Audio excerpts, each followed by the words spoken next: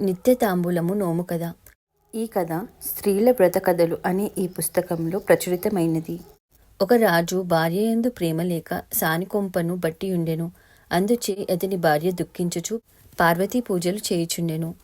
ఒకనాడు ఆమెకు కలలో పార్వతీదేవి కనిపించి, అమ్మాయి, నీవు పూర్వము తాంబూల దానము చేయకపోవుటచే నీకు ఈ జన్మలో నోటియందు దుర్వాసన వచ్చింది.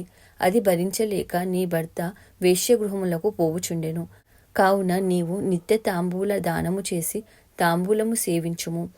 అట్లు ఏడాదైన తరువాత ఉద్యాపన చేసుకొనుము. నీ కష్టములు గట్టెక్కును అని చెప్పెను. తెల్లవారిన తరువాత ఆమె ఆ నోమును నోచుకొని ప్రతిదినము ఒక తాంబూలమును ముత్తైదునకు ఇచ్చి తానును తాంబూలము వేసుకొని సంవత్సరము నిండినంతనే ఉద్యాపన చేసుకొని భర్త అనురాగమును పొంది ఆనందముగా ఉండెను.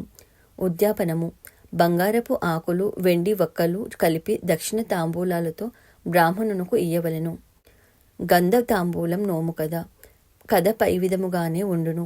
నోము నోచినప్పుడు ప్రతిదినము తాంబూలముతో పాటు 5 గంధపు ఉండలు కూడా ఇవ్వవలెను.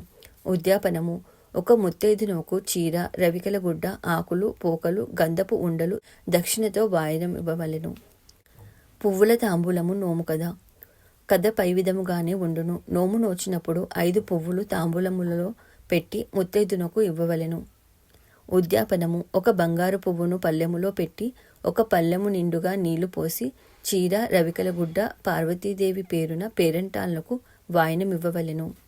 పసుపు తాంబూలము నోము కథ. దీని కథ కూడా పై విధముగానే ఉండును. ప్రతిదినము తాంబూలమందు 5 పసుపు కొమ్ములుంచి పేరంటాలకు ఇవ్వవలెను. ఉద్యాపనము: పసుపు కుంకుమలు విషేబులము చొప్పున పల్లెములో వేసి చీర, రవికల గుడ్డ, తాంబూలము దక్షిణ పెట్టి ముత్తైదునకు వాయనం ఇవ్వవలెను.